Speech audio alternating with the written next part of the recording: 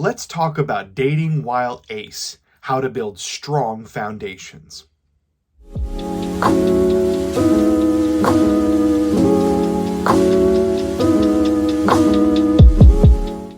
So I get a lot of questions about dating while ace.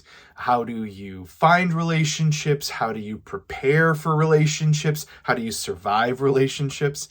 And so I thought I would make a short series of videos that would explore dating while ace and provide you some tips, some ideas, and some strategies for going out there, navigating the tough dating scene, and finding the relationship you want. So in this first video, we're going to talk about building strong foundations. We're going to cover some tips and strategies that you can use to lay the groundwork to make sure that you're going to enter the dating scene feeling confident, feeling prepared, and feeling secure in yourself. Tip number 1, disclosure is always on your time, your terms.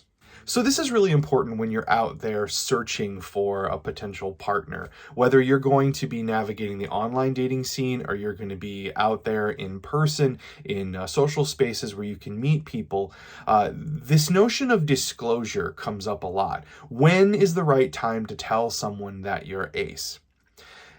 The basic answer to that question is not one that's very satisfying. That basic answer is the right time to tell someone you're ace is when you feel it's the right time to tell them. But we don't often talk about the disclosure and our responsibilities of disclosure. Asexual folks are often pressured by allo folks into disclosure early. They are told under no uncertain terms that you've got to let me know that you're ace. Otherwise, you are being deceptive, or otherwise you are just wasting my time. Negative things like that around someone's disclosure. And that's just not how it works. You don't owe anyone the disclosure of your asexuality unless you want to share that information with them. Disclosure is always on your terms, on your time. The idea that we as asexual people have to make sure we tell people because otherwise we are wasting someone's time or we are being deceptive to them really stems from allonormativity, this belief that everybody experiences sexual attraction. And it stems from compulsory sexuality, which is the cultural idea that everyone wants sex and wants it often. These two cultural forces create a situation where allo people just believe that sex is an integral part of a relationship, that it has to be there, that if I'm interested in a person, sex is an inevitability. And so someone's asexuality pushes against that idea. It questions that idea. Remember, your asexuality and your relationship to sexual activity is nobody's business but yours. And it doesn't become someone's business until you decide it is. If you want to talk about your asexuality up front with everybody you meet online or in person, great. That's your decision. That's for you. But if that's something that you want to hold a little closer to yourself until you get to know someone, until you've gone out on a date or two, or until you see this relationship maybe has some kind of future to it, you're allowed to do that. You aren't being deceptive. You aren't wasting someone's time. If you choose the conditions and the timing under which you are going to reveal parts of yourself. Tip number 2, compromise is not a one-way street.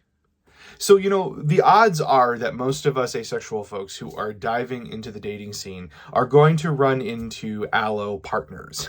And even if you find an asexual person, there's no guarantee that that asexual person is experiencing asexuality the same way you are. Maybe you have different microlabels, or maybe you have different sub-identities under asexuality. Maybe you have different relationships to sexual activity. So as an asexual person entering the dating scene, compromise becomes a really important thing that will come up in our relationships. Very likely, we are going to have to work with our new partner on creating the rules of our relationship, and those rules are likely going to require some compromise. So it's really important to remember that compromise is not a one-way street.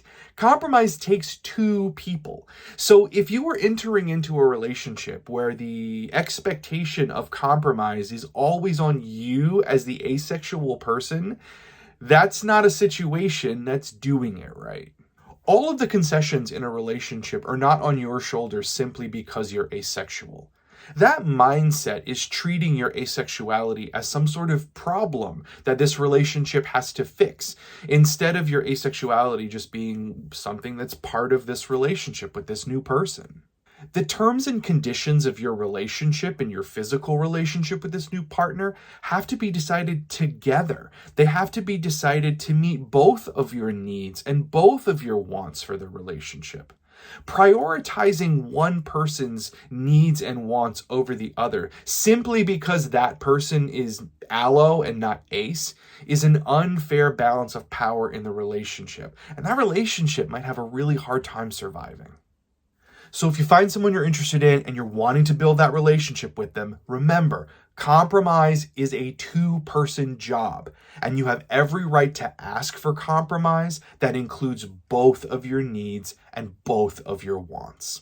Tip number 3, don't apologize for your asexuality. So look, this one is a big one, and it's especially a big one at the beginning of relationships or during the phase when you're out there looking for someone.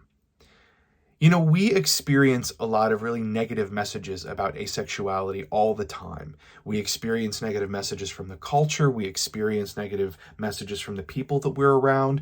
We experience the negative messages that the culture sends about asexuality, that it's broken, that it's unnatural, that it's not a way that someone is, that it's fake, that it's imaginary. All of these messages can find their way inside us and make us think that our asexuality is also these things too, that our asexuality is a brokenness, it is a flaw, it is not even a real thing. So because it's very easy for us to internalize the negative messages of the world, we can often move through the world apologizing for our asexuality. And this becomes a real problem whenever we're starting to date someone or we're looking for a new partner. You know, we'll say things like, oh, I know it's hard because I'm ace, or, I know that my being ace is going to make this really complicated. Saying things like that are ways that we as ace people apologize in advance for who we are with someone new. And that kind of behavior doesn't serve us, and it ultimately doesn't serve the relationship. You know, when we apologize for our asexuality like that, we're really teaching others how they can treat our asexuality. If we treat it as an obstacle, they will too. If we treat it as a problem, they will too.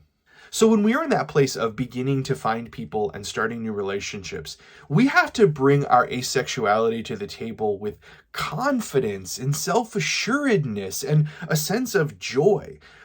Because if we treat our asexuality that way, we're telling this potential partner, this is how I want you to treat it.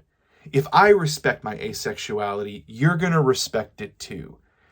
You're setting expectations for them. You're setting expectations for behavior. You're setting expectations for how your asexuality will be treated within the confines of the relationship. And you're setting expectations about who you will be in this relationship. So don't apologize for it. Asexuality is nothing to apologize for. You know, the reality is that ace or allo, every relationship requires a lot of compromise. It requires a lot of collaboration. It requires a lot of discussion, communication, and it requires a lot of work. Asexuality alone doesn't make a relationship hard. Relationships are just hard.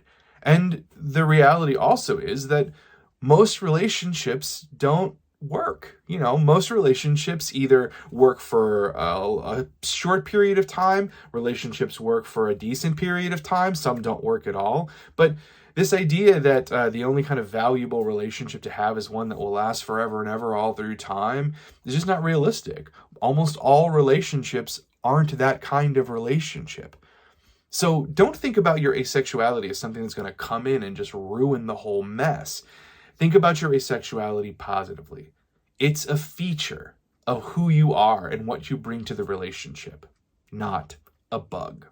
In future videos, we're going to dig into more about dating while ace, but I hope these 3 tips give you a pretty good start on putting yourself in the right frame of mind to get out there and tackle the dating scene. Yes, it's hard, but remember, it's hard for everyone. So take these 3 tips to heart. Don't apologize for your aceness. Get out there and have fun.